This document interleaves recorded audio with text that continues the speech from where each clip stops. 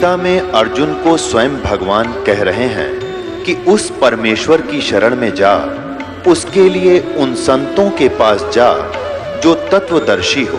इसी प्रकार हजरत मोहम्मद को उनका अल्लाह कह रहा है कि कोई और पूर्ण परमात्मा है, उसको पाने के लिए उन तत्वदर्शी संत की तलाश कर। वो प्रभु कौन है, ये जानने के लिए कृपया अवश्य सुनिए जगत गुरु तत्वदर्शी संत रामपाल जी महाराज के अमृत वचन।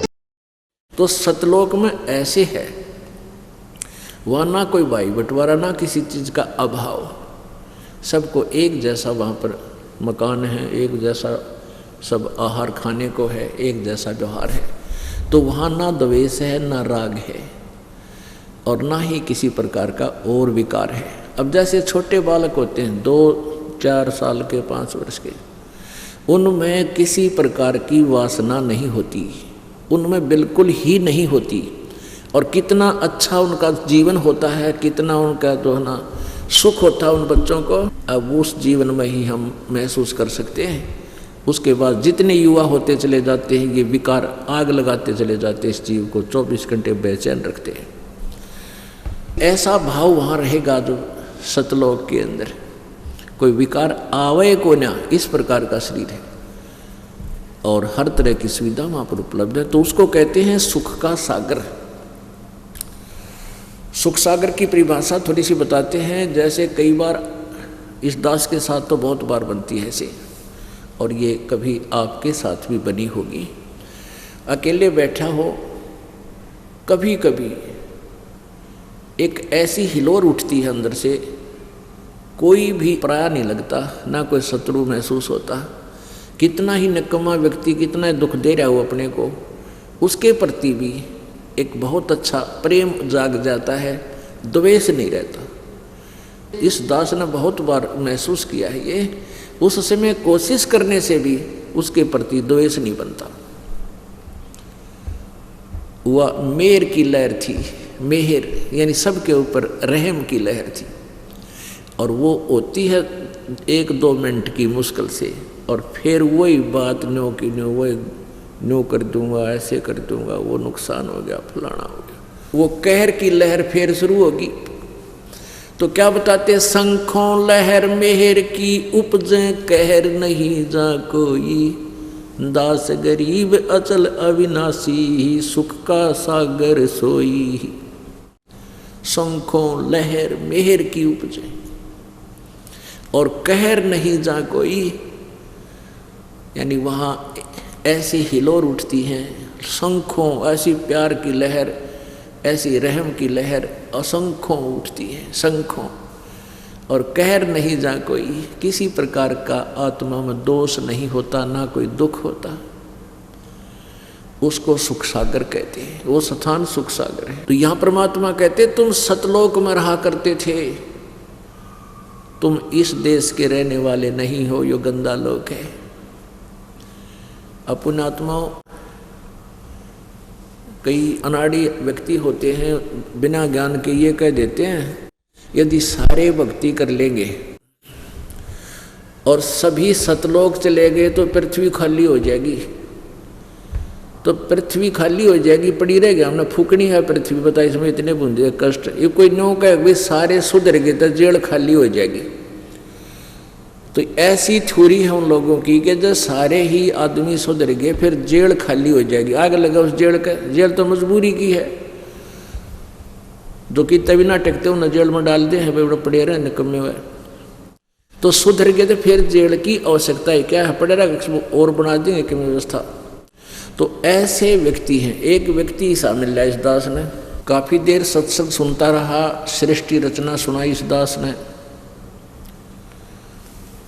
तो सारा ज्ञान सुनकर 2 घंटे पाछे नहीं बोला महाराज जी मैं तो कति नाम नहीं लूँ आपका। पहले थोड़े थोड़े भगत होते थे, प्रत्येक के साथ ऐसे ही संघर्ष करके उनको मार्ग पर लगाना पड़ता था। मैंने कहा भाई के बात तो बड़ा ध्यान से सुन रहा था, सत्संग तो मन तो ऐसा लगा था भाई जानो बात बनेगी तेरी। ने बोला जी ज्ञान आपका सच्चा होगा लेकिन आज तक किससे नहीं बताई यह बात। और आप ऐसे ढंग से बता रहे हो कि दिल में जच्चा है पक्की कि वहाँ कुछ ना कुछ है, पर मैं हूँ दुन का पक्का, मैं जिस काम में लग गया करूँ उसने पूरा करके छोड़ दिया करूँ, और मैं आपका नाम ले लूँ और मैं डट के भक्ति करूँगा, कहीं मैं अकेला वहाँ पहुँच जाऊँ वहाँ कोई भी ना पावे और मेरा दिल नहीं लगे, मैं कत्ती नाम नहीं लूँ। मैंने उनसे कहा भले आदमी, ऐसी तो कोई बात नहीं है कि वहाँ तो सृष्टि और भी बहुत है, पहले की है। और फिर मैं बोला भी चल यहाँ तेरा केजी लाग रहा है तो तू मनुष्य है, और कल न तो कुत्ता बन गया, गधा बन गया, बता के टट्टू जी लगेगा यहाँ पे। नो बोला कोई बात ना, घूमते फिरते दिखे जाएंगे, जी लग गया रहेगा।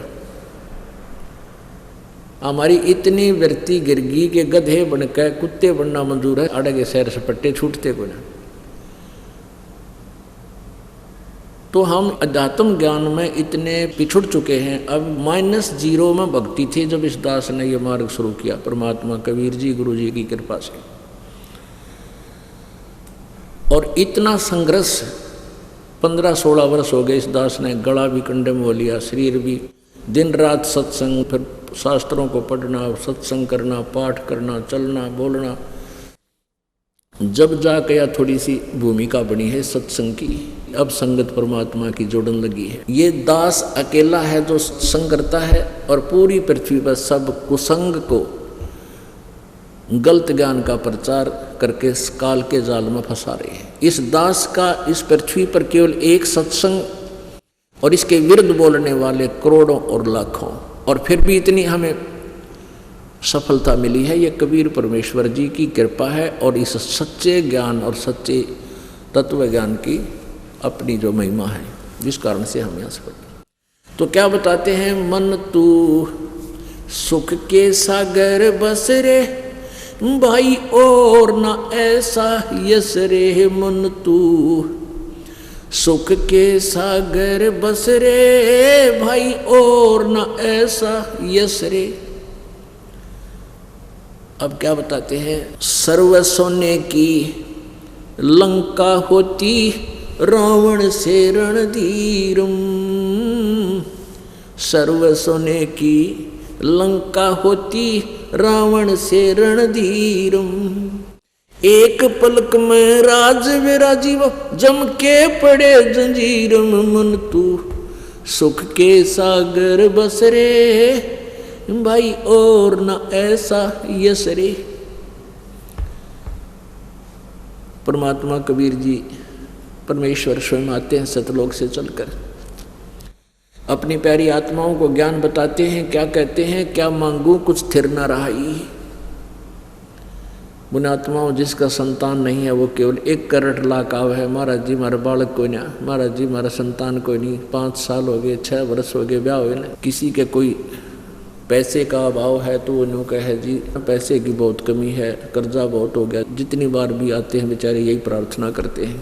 अब परमात्मा क्या बताना चाहते हैं,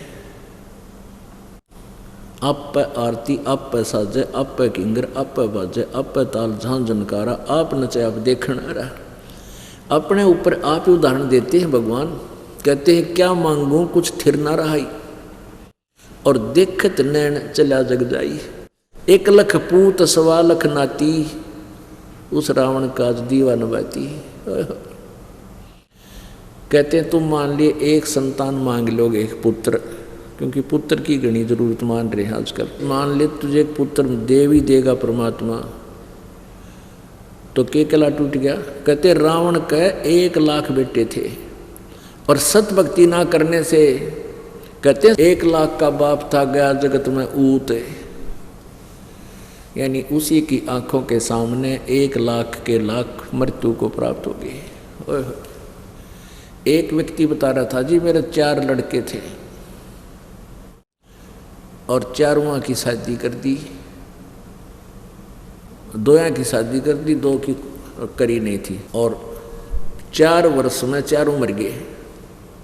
लड़की के लड़के ने ले रहा दोते ने, ने बोला इस पर आस लगा रहे हैं, मैं उन चारण तक काट दी टाट। तो इतनी बुद्धि गिर रही है हमारी कि छोरी का लड़का ले रखा है और छोटा 2-4 साल का होगा, कि ले इस पर आस ला रखिए, यो हमने सुख देगा। परमात्मा कहते हैं के मांगू कुछ थिर ना रहा, ये देखत नैन चला जग जाई।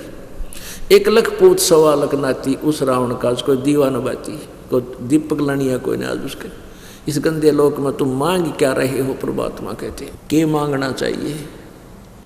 भक्ति दान गुरु दीजियो देवन के देवाओ, भक्ति दान गुरु दीजियो देवन के देवाओ। जन्म पाया भूलूं नहीं करहूं पग सेवा हो,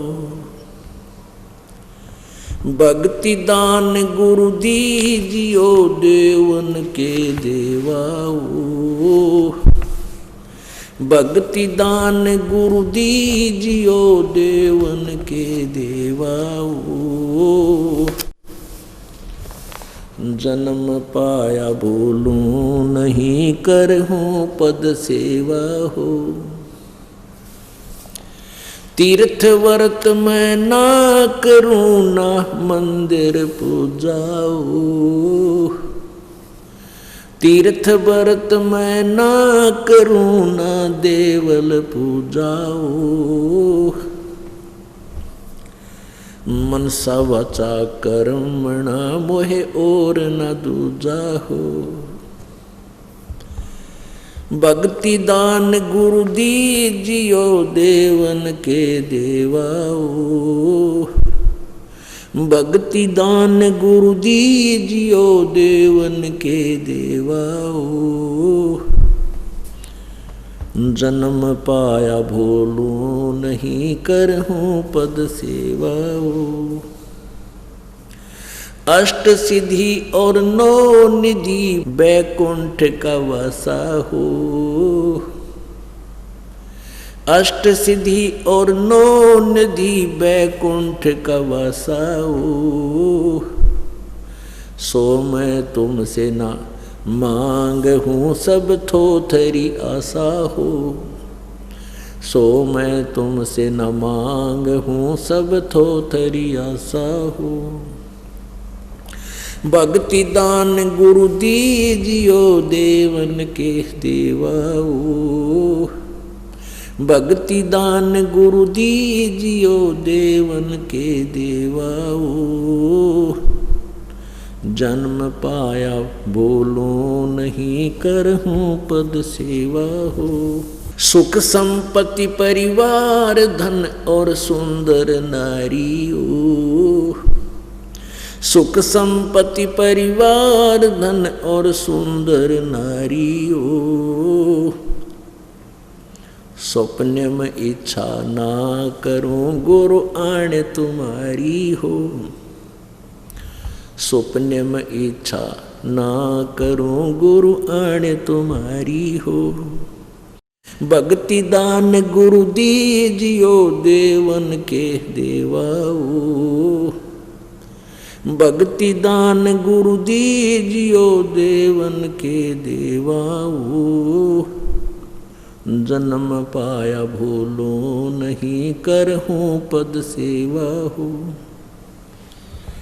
जन्म पाया भूलूं नहीं करहूं पद सेवा हो। धर्मदास की विनती समर्थ चित दीजो हो, धर्मदास की विनती समर्थ चित दीजो। ये आना जाना निवार के अपना कर लीजो हो, ये आवन जावन निवार के अपना कर लीजो हो। भक्ति दान गुरु दीजियो देवन के देवा हो, भक्ति दान गुरु दीजियो देवन के देवा हो। जन्म पाया भूलूं नहीं करहूं पद सेवा हो, जन्म पाया बोलूं नहीं, करहूं पद सेवा हो। धर्मदास की विनती समर्थ चित दीजो हो। धर्मदास की विनती समर्थ चित दीजो हो। आवण जावण निवार के अपना कर लीजो हो। ये धर्मदास जी एक मध्य प्रदेश में बांधवगढ़ शहर था, बहुत बड़ा। और ये बांधवगढ़ के अंदर एक बहुत रईस परिवार में जन्म था। वैश्य कुल में बनिए के घर जन्म था धर्मदास जी का। हिंदू धर्म में जन्म होने के कारण सभी देवी देवताओं व्रत तीर्थ आदि की करता था, मंदिरों में जाता था, तीर्थों पे जाता था। एक गुरु जी भी बना रखा था। परमेश्वर इनको मिले थे जाकर के कबीर जी। जैसे कल आपने ऋग्वेद मंडल नंबर 9 मंत्र नंबर 26-27 में, ऋग्वेद मंडल नंबर 9 सूक्त नंबर 82 के मंत्र 1, 2, 3 में, ऋग्वेद मंडल नंबर 9 सूक्त नंबर 20 के मंत्र नंबर 1 में, और ऋग्वेद मंडल नंबर 9 सूक्त नंबर 96 मंत्र नंबर 16 से 19-20 तक ये विवरण है इस परमेश्वर कबीर जी के बारे में कि वो कबीर परमात्मा शिशु रूप धार कर सतलोक से आता है। और जब ये एक साधारण मनुष्य की जब लीला करता है प्रत्येक युग में, तो बालक रूप धारण करता है। और सतलोक से चलकर आता है वो परमात्मा, ऊपर सतलोक में रहता है, उस मुक्ति धाम में रहता है। वहाँ से गति करके अपनी श्रेष्ठ आत्माओं को, जो दृढ़ भक्त है, उनको मिलता है, उनको ज्ञान से परिपूर्ण करता है, तत्व ज्ञान से परिचित कराता है। तो वो कबीर परमात्मा है। तो वो भगवान, वो कबीर भगवान इस धर्मदास जी को मथुरा में मिले थे। ये वहाँ तालाब में नहान होकर निकला बाहर, तब इनको इस तत्व ज्ञान से परिचित कराया। काफ़ी इसने बहुत प्रश्न उत्तर किए, बकवाद भी करी, क्योंकि सभी ऐसे करते हैं। पुराने रंग में इतने रंगे जाते हैं, सत्य ज्ञान को आंखों देख कर भी स्वीकार करने दिल नहीं करता। कुछ दिन तो ऐसा रहता है। जब इसको तत्व ज्ञान हो गया कि सचमुच हम तक गलत स्थान पर फंस गया, ये तो कुछ भी कोई नहीं अपना, तब ने कहा था भक्ति दान गुरु दीजियो देवन के देवा हो। परमात्मा ने कहा था ना तो मंदिर पूजना, ना कोई देवी देवताओं की पूजा करनी, क्योंकि ये मोक्ष नहीं होगा इससे। तो कहते हैं जन्म पाया ही बोलो नहीं, करहूं पद सेवा हो। पद माने यानी शास्त्र अनुकूल साधना पद्धति, आपके द्वारा दिए गई जो मार्ग विधि है, पद्धति है, उस पर ही मैं भक्ति करूँगा। कहते तीर्थ व्रत ना करो, ना कोई देवल पूजा हो, किसी मंदिर में भी नहीं जाऊँगा दाता, और मनसा वाचा कर्मणा मेरा और नहीं दूजा हो, आपके अतिरिक्त मैं किसी को नहीं चाहूँगा प्रभु। कहता अष्ट सिद्धि और 9 निधि, ना बैकुंठ का वासा हो। 8 सिद्धि, यहाँ भगवान शिव जी के पास अष्ट सिद्धि हैं और 9 निधि, और इन 8 सिद्धियों को पाकर ये भगवान की संज्ञा में माना जाता है, जैसे हम मानते थे, आप भी मानते थे पहले इनको। तो परमात्मा ने, कबीर जी ने बताया कि ये 8 सिद्धि तो कुछ भी कोई ना, जैसे इन साधनाओं से करके ये एक एक सिद्धि प्राप्त कर लेते हैं। जैसे एक ने सिद्धि कर ली जल के ऊपर के ऐसे चल पड़ता है, जैसे थल पे चलता है। अगस्त ऋषि ने सिद्धि प्राप्त कर ली, एक हल्दी की गांठ प्राप्त करके महर्षि को आ गया, 7 समुद्रों को एक ही घूंट में पी लिया और फिर वापस कर दिया। तो इस तरह की सिद्धियां से कहते हैं हमने जरूरत को ना। परमात्मा कहते हैं जो मंत्र हम आपको देंगे इसमें आप में 24 सिद्धि आ जाएंगी। तुम 8 पे घाटा जोड़ रहे हो, 24 सिद्धि आ जाएंगी, पर इन 24 को छूना नहीं, ये शत्रु है तुम्हारी, इनको नहीं छूना, ये बाई प्रोडक्ट है इस सत्य भक्ति का, इनके उलझना नहीं। कौन कौन सी सिद्धियां बताई हैं वो? शब्द महल में सिद्ध 24, हंस बिछोड़ बिसुए 20। इस हमारे मंत्र में शब्द में जो सार नाम आपको दिया जाएगा, इसके अंदर कहते 24 सिद्धि आ जाएंगी और ये सिद्धि आपको भगवान से दूर करेंगी।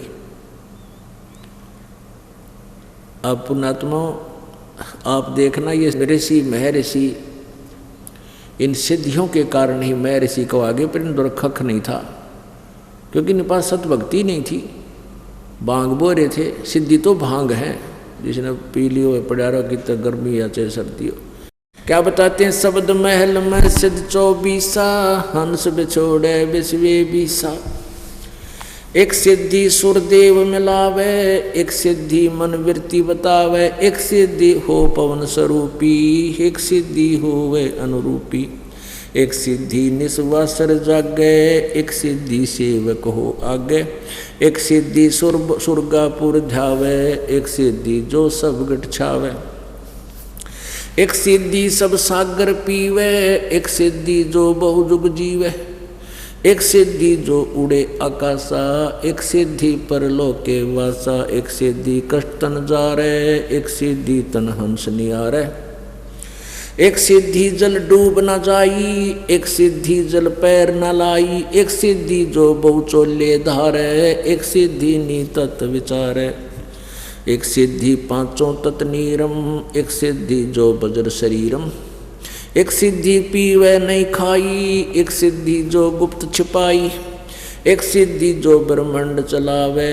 एक सिद्धि सब नाव मिलावे, एता खेल खिलारी खेले, सो हम हंसा प्रगट बेले, 24 को नामन चावे, सो हंसा शब्द अतीत कहावे, प्रासिद्धि पूर्ण पटराणी, सतलोक की कहूँ निशानी, सतलोक सुख सागर पाया, सतगुरु भेद कबीर लखाया, परमहंस देखो परवाना, जन कहता दास गरीब दीवाना।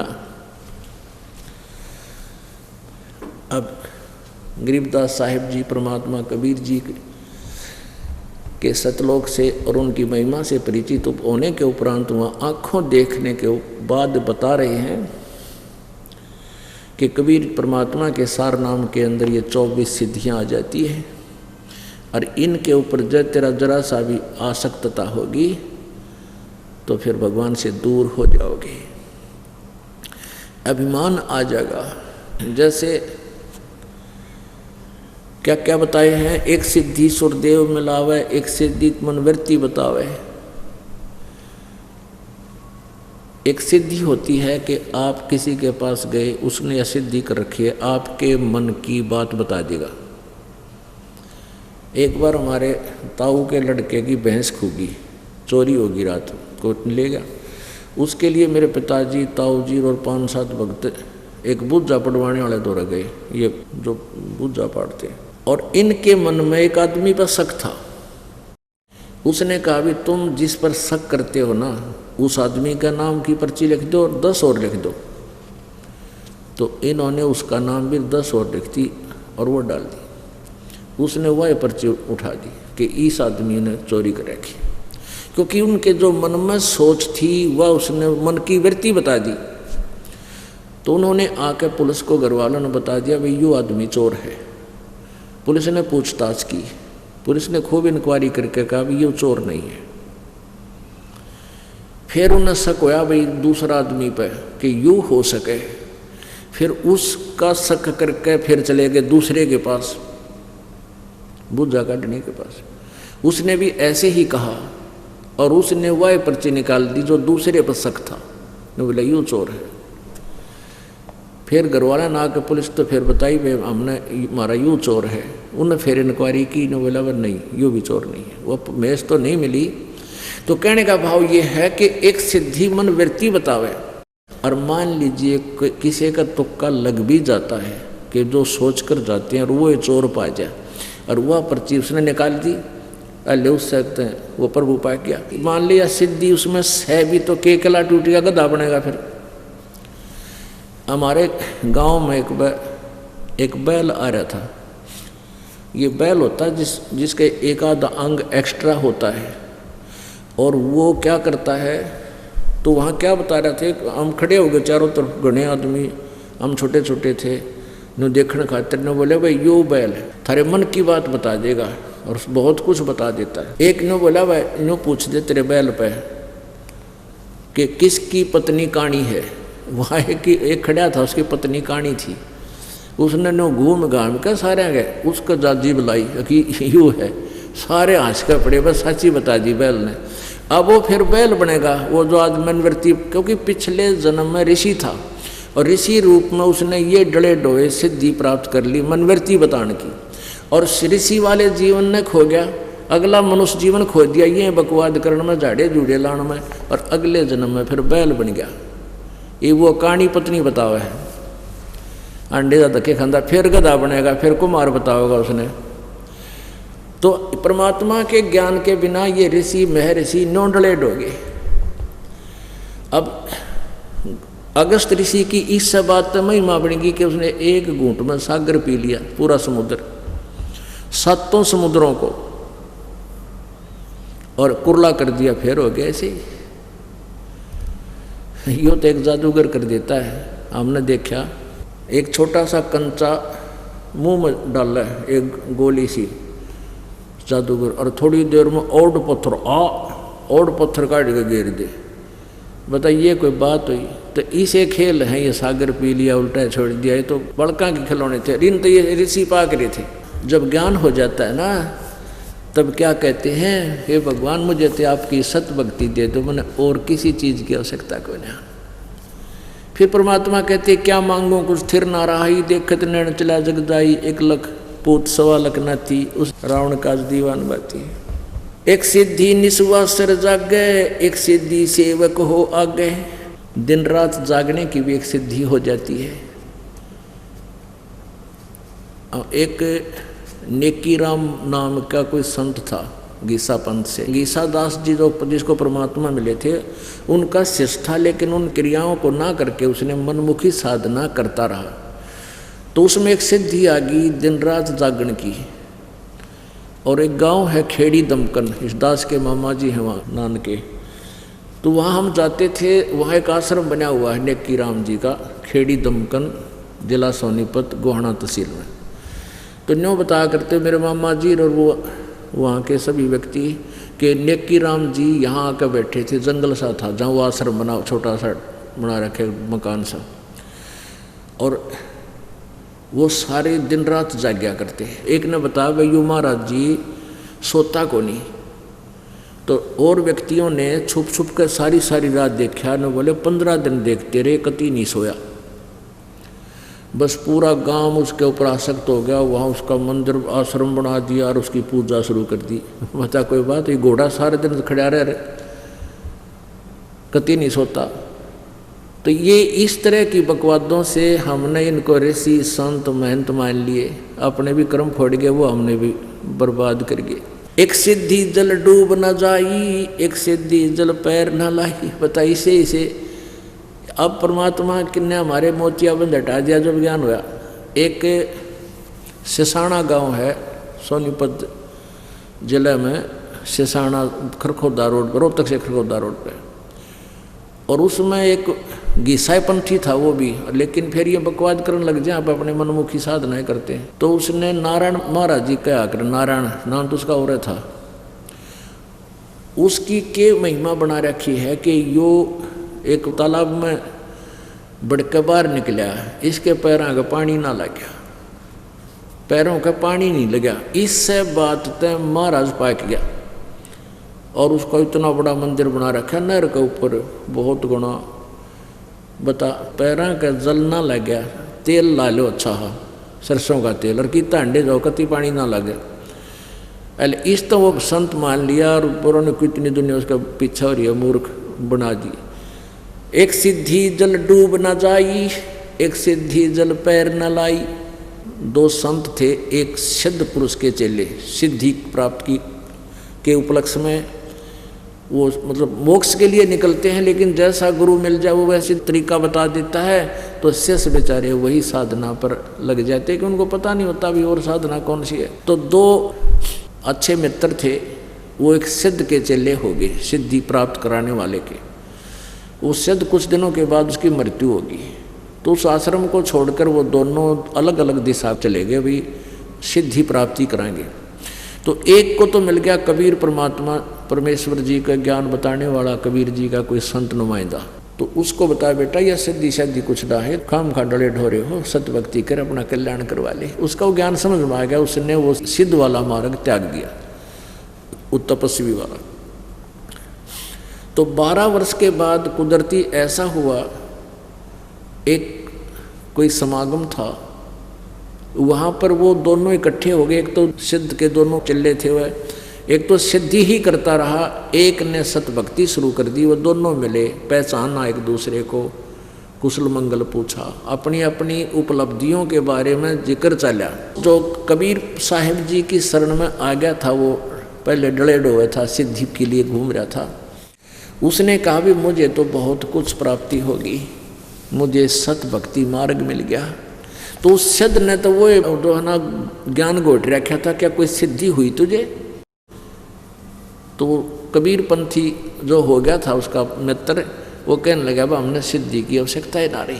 बोला कोई बात करता है, मैं दिखाऊं मुझे कैसी सिद्धि होगी कि दिखा भाई। वो दरिया सारे बैठे थे किनारे पर, तो दरिया के ऊपर ऐसे चल पड़ा वो सिद्ध, उसका मित्र, जैसे पृथ्वी पर चलते हैं। प्रलय किनारे चला गया और फिर वापस आ गया और अकड़ के कहता देखा देखा। उसका मित्र जो कबीर पंथ में शामिल हो गया था, वो कहने लगा देख लिया भाई, 12 साल में तूने 2 अन्य की कमाई करी, एक अन्य में किश्ती वाला ले जा प्रलय अन्य, और एक अन्य में नौका वाला वापस ले आवे। ये 2 अन्य की कमाई करी तूने 12 साल में, और इससे क्या करेगा? तू मरेगा जब क्या पे तेरा करेगा, फिर तू मुर्गाई बनेगा। वो बोला मुर्गाई तेरे जाइए इस पानी के ऊपर नालायक।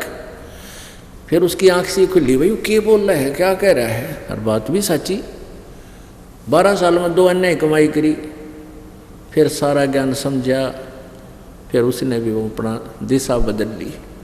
तो पुण्यात्माओं, ज्ञान से जानकारी होया करती है।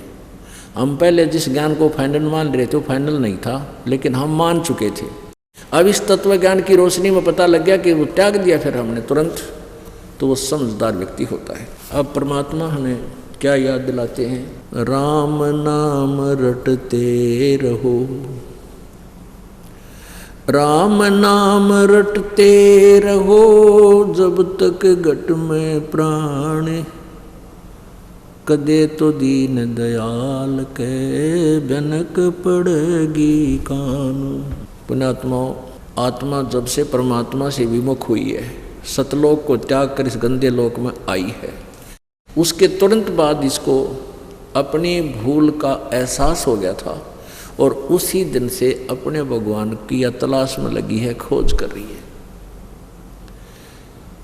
अब काल भगवान पूरा विलीन है, ये खलनायक है, इसने उसी दिन से हमें मिसगाइड करना शुरू कर दिया।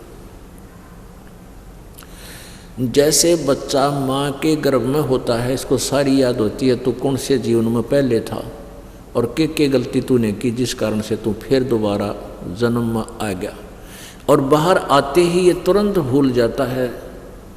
ऐसे ही सतलोक से जब हम आए, हमें पूरा ज्ञान था, हम कौन से हैं, कहाँ के रहने वाले हैं। इस लोक में आते ही हमारा भूल पड़ गई, और इस काल ने ऐसा गलत ज्ञान हमारे अंदर फीड करवा दिया। आप अपने पुत्रों द्वारा अपने इस नकली संत ऋषि महर्षि बनाकर हमारे को अपने भगवान से कति अपरिचित करवा दिया, और हम किसने भगवान मान लाएंगे? गणेश जी ने इतना लंबा नाक सूंड, शकल न अकल न को यो भगवान, फिर हनुमान जी भगवान, और 4 ईंट ला दी नो को यहाँ भी मत भगवान नो करन लाएंगे। यानी कहाँ ला छोड़ा हमारे को? Brahma Vishnu Mahesh supreme power. और जबकि इनकी हिस्ट्री में लिख रखा कि ये तो जन्म मृत्यु के अंदर है ब्रह्मा विष्णु महेश भी।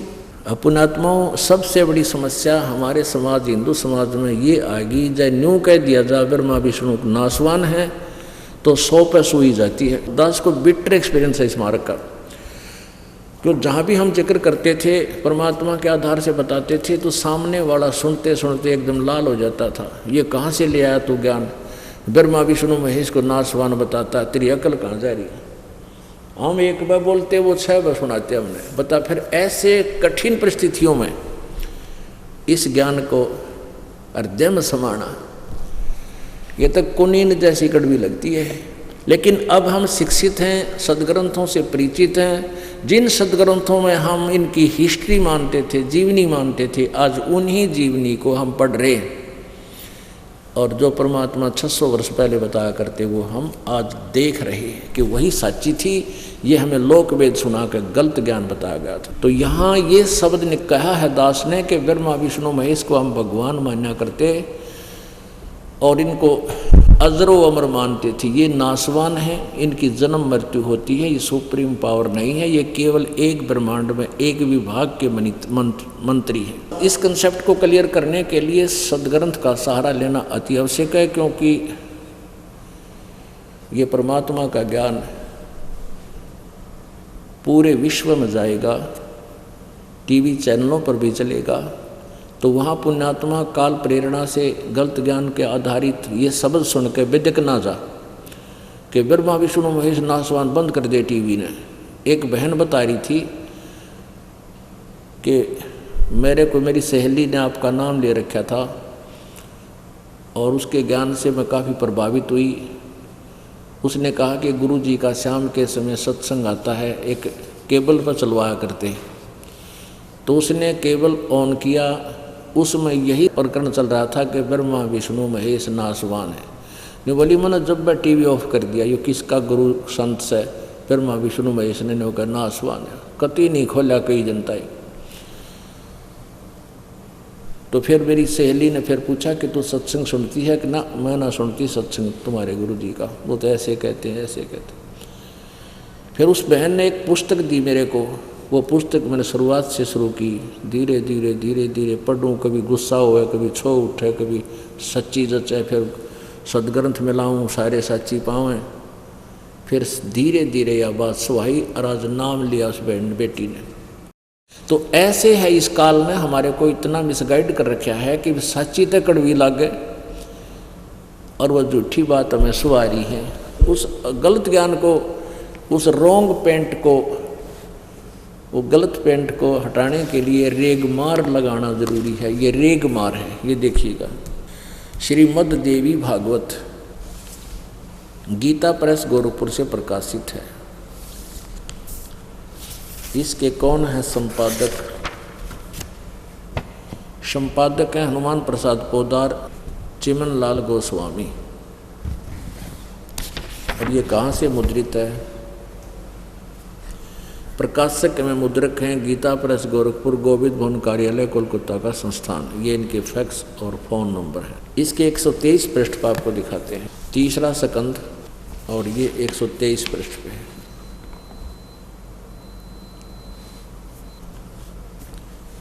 तुम भगवान विष्णु जी अपनी माता दुर्गा के विषय में जानकारी दे रहा है। तुम शुद्ध स्वरूपा हो, यह सारा संसार तुम ही से उद्भासित हो रहा है। मैं ब्रह्मा और शंकर हम सभी तुम्हारी कृपा से विद्यमान हैं। हमारा आविर्भाव माने जन्म, तिरोभाव माने मृत्यु हुआ करता है। हमारा तो जन्म और मृत्यु होता है।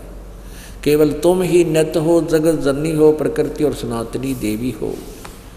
भगवान शंकर बोले, देवी यदि महाभाग विष्णु तुम ही से प्रकट हुए हैं,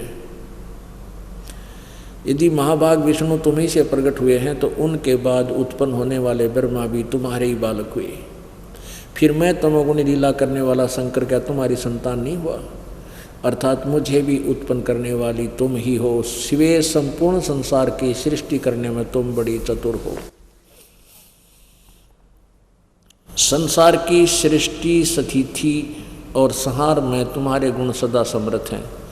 उन्हीं तीनों गुणों से उत्पन्न हम ब्रह्मा विष्णु एवं शंकर नियमानुसार कार्य में तत्पर हैं। अपने आत्माओं, अभी तक हम इन अन्य को भगवान माना करते थे। अब आपने अपनी आँखों से पढ़ा कि ब्रह्मा विष्णु महेश ये तीनों नासवान हैं और इनके माता पिता हैं, दुर्गा इनकी माता है। शिवपुराण रुद्र संहिता अध्याय नंबर 6, 7 8-9 केंद्रीय प्रमाण है। ये काल रूपी ब्रह्म इनका पिता है और दुर्गा इनकी ब्रह्मा विष्णु महेश की माता है। तो प्रसंग जो चल रहा है वहीं आते हैं। मन तू सुख के सागर बस रे भाई और न ऐसा यस रे। यानी छोटी मोटी सिद्धियां पा करके जिनकी आज महिमा बनी हुई थी, हम उनको ऋषि महर्षि माना करते थे, वो अपने जीवन को व्यर्थ करके चले गए। क्यों चले गए? क्योंकि कहते हैं भाई गुरु बिन काहू न पाया ज्ञाना, जो थोथा बुस छड़े किसाना। गुरु बिन वेद पढ़े जो प्राणी, समझे न सार रहे अज्ञानी। सतगुरु तत्वदर्शी संत ना मिलने से वेदों के को पढ़कर भी ये अज्ञानी बने रहे। ओह पुण्यात्माओं, ये ऐसा ज्ञान है, एक प्रसंग के ऊपर प्रमाण की आवश्यकता पड़ती है, पल पल में प्रमाण की आवश्यकता पड़ती है, अन्यथा आप एक भी बात नहीं सुन सकते, क्योंकि आपने लोक वेद सुन रखे हैं। लोक वेद किसे कहते हैं? दंत कथा। अब कहते हैं ये तत्वदर्शी संत नहीं मिला, ना ब्रह्मा जी को मिला, ना विष्णु जी को मिला, ना शिव जी को मिला। मिलने का तात्पर्य है कि वैसे तो परमात्मा आते हैं, ब्रह्मा जी को भी मिले, शिव जी को भी मिले, विष्णु जी को मिले, इनको पहला मंत्र भी दिया, लेकिन काल प्रेरणा के से इन्होंने वो मंत्र भी छोड़ दिया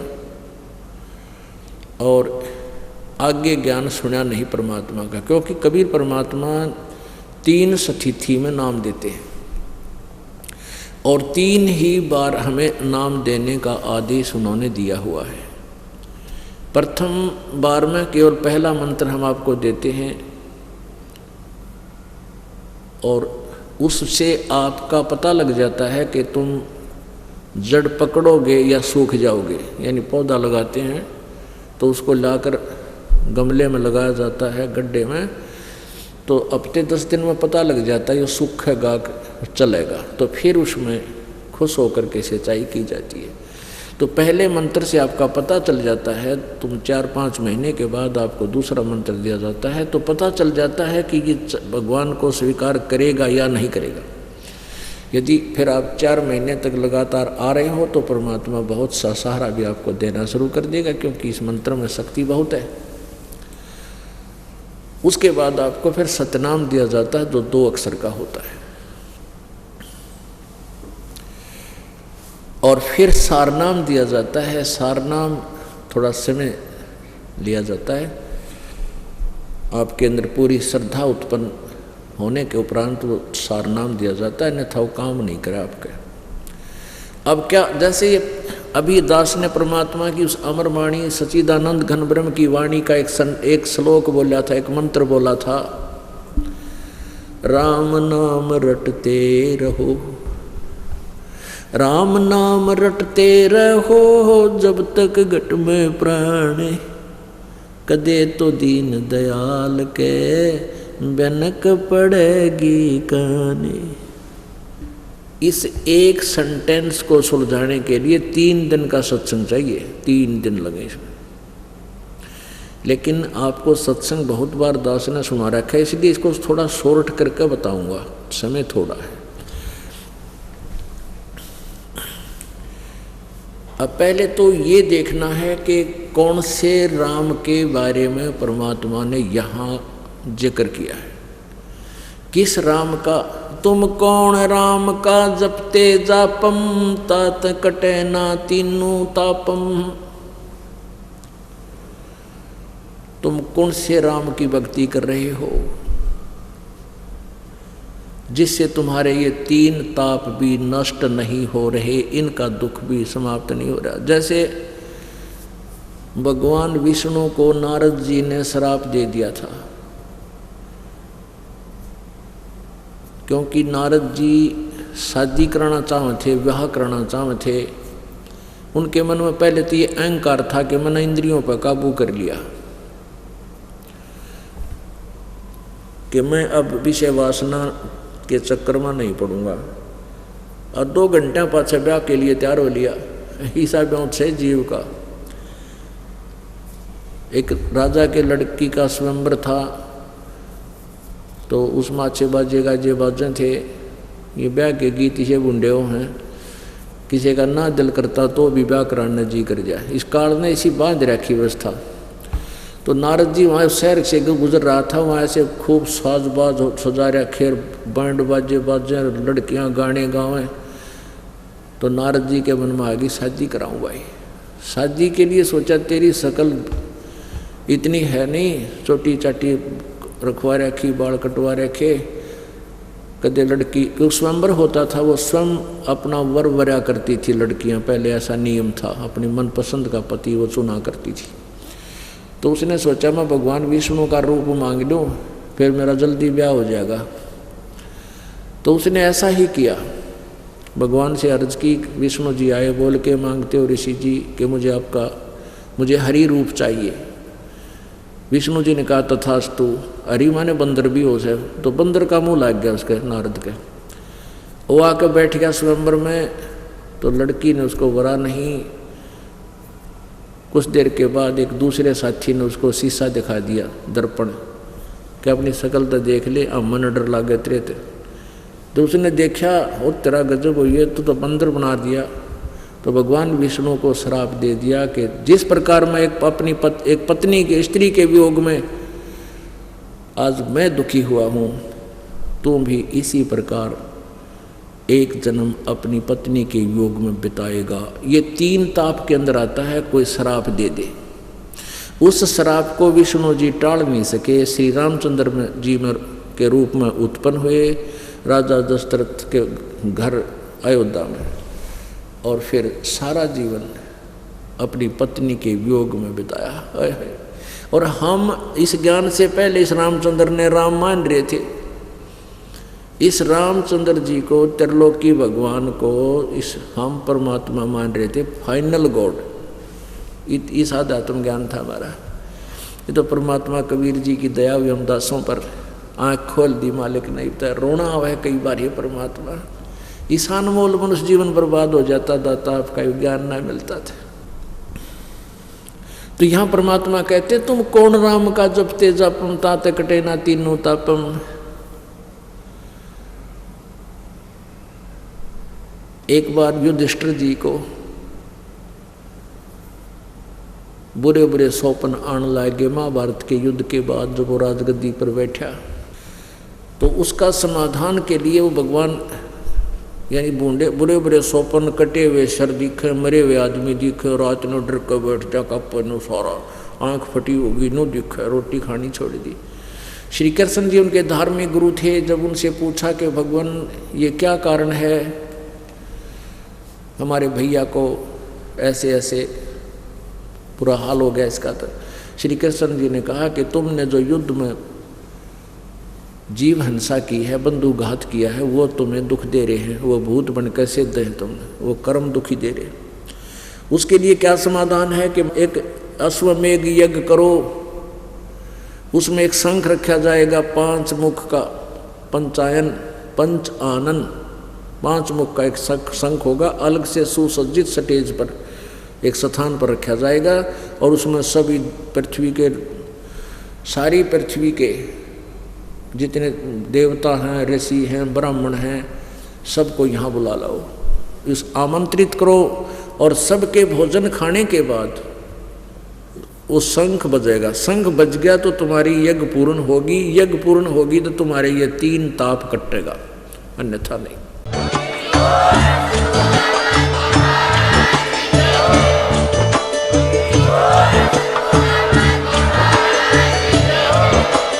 आप सुन रहे थे जगत गुरु तत्वदर्शी संत रामपाल जी महाराज जी के मंगल प्रवचन। अधिक जानकारी के लिए विजिट कीजिए हमारी वेबसाइट www.jagatgururampalji.org। संत रामपाल जी महाराज जी के शुभ आशीर्वाद से पूरे विश्व भर में 500 से भी ज्यादा नाम दीक्षा केंद्र हैं, जिन पर संत रामपाल जी महाराज जी द्वारा ऑनलाइन निःशुल्क नाम दीक्षा दी जा रही है। अपने नजदीकी नाम दीक्षा केंद्र का पता करने के लिए संपर्क करें 8222 880541।